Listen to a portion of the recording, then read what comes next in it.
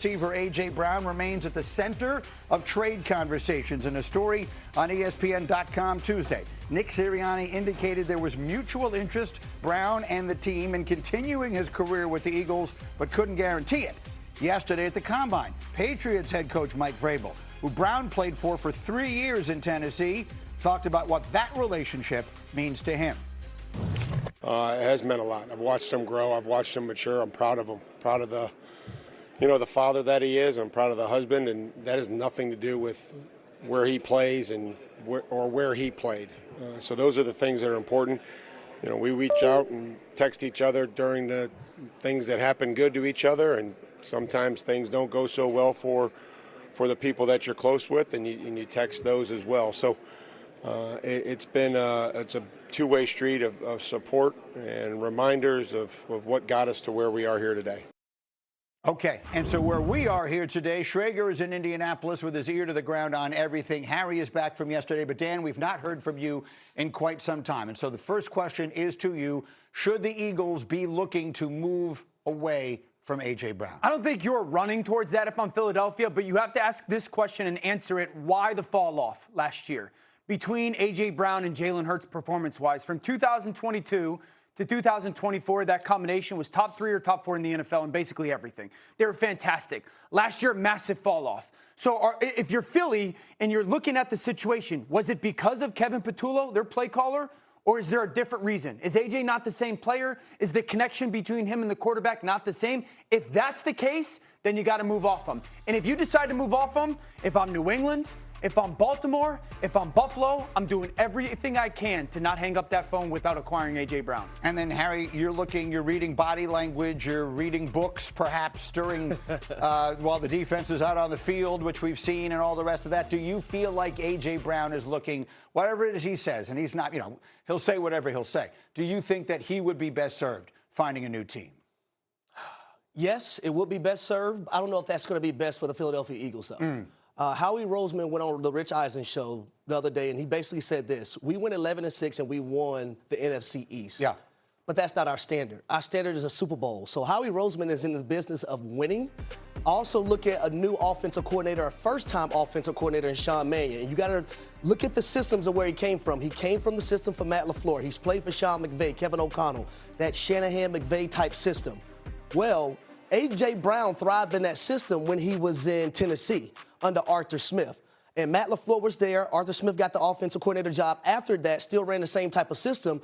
So I'm saying to myself, I think A.J. Brown's still top 5 wide receiver in the league.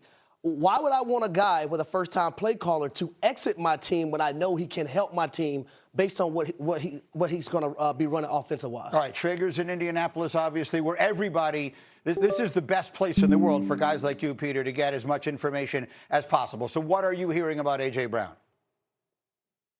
Yeah, and a lot of the conversations are had in hallways and bars and in restaurants, and a lot of the talk was about A.J. Brown yesterday. And I'll tell you this, there is a difference in tone from the trade deadline when Howie Roseman said to everybody, absolutely, off the table, we're not trading A.J. Brown, to here in Indy, where it seems like he's almost saying, well, I'll never just say no to listening to offers. A.J. Brown's Twitter handle is always open. Well, Howie Roseman this time of the year is always listening. Mm-hmm. That's his mantra. Offer me. What do you got?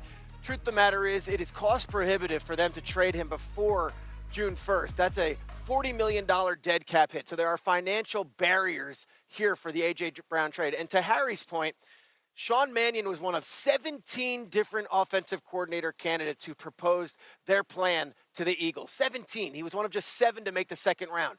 He showed them cut-ups of how his offense, which is play-action heavy, would work with the personnel that they have there in Philly. That includes A.J. Brown. Howie's always looking to make a deal. He's the best in the business when it comes to that. But he also likes to add, not subtract. The trade of A.J. Brown, they would need something back, and also it would be a really big financial hit. Yeah, I'm with the financial hit. We know that the NFL, if you want to make a move, you make a move. Here's the thing. One, A.J.'s always been a man beater. He's killed man coverage. He didn't do that last year. Philly has to answer the question of why. The second thing is this: when it comes to system and scheme and is Philly going to be better, let's say he stays a Philadelphia Eagle and things once again don't go ideally. That'd be 3 years in a row if you're Philadelphia dealing with some stuff of that when it comes to AJ. The tweets, the books, the sideline. I'm a huge A.J. Brown fan. Let's make that very, very, very clear. But you got to ask yourself as an organization, do you want that at least potentially for another year? I said it yesterday. Think of the Jedi mind trick that they played on all of us. That man was reading a book on the sideline during games, and they had us all convinced it was fine. It's just nothing. That's just his outlet. Okay. That's just how he handles things. I know they've been playing the game for 100 years, and no one else has ever read a book on the sideline while the game was going on. But there's no problem here. There's nothing to be worried about. It was actually kind of genius on their part that the rest of us looked at it and said, okay, yeah, I guess they have a point. Yeah. Why not? And what happens if in September there are growing pains? It's a new offensive coordinator. Right. What happens then? I don't know. Maybe he'll have to go read a book that's a roadmap to another place, like New England or Buffalo or some other place where they could use. Los Angeles Rams have to go back a couple years ago, take one of those first-round picks and trade for Maxx Crosby. This is a Super Bowl football team. You are a player away on the defensive side, a difference maker from being better than Seattle. If you take Maxx Crosby and you put him with Young and Turner and Fisk and Poona Ford, now we got a defensive line that you could look to Seattle and be like, hey, we're just as good, if not better than yours. The Rams, I know the future quarterback question mark, that doesn't matter. Go trade for Maxx Crosby. Yeah, one championship is invaluable, and he would be a huge piece in it. So much talk, and I want to bring Schrager in from the Combine, because Schrager, so much talk about Maxx Crosby. Is he available? Is he not available? What are you hearing about those possibilities? It's real that there's a lot of talk about Crosby here at the Combine. I would also add that he has been rehabbing in Vegas in the facility every single day. General Manager John Spytek said this week that he talks to Crosby via text daily and that they are in a very good place. I think from the Rams' perspective, this is an absolute no-brainer.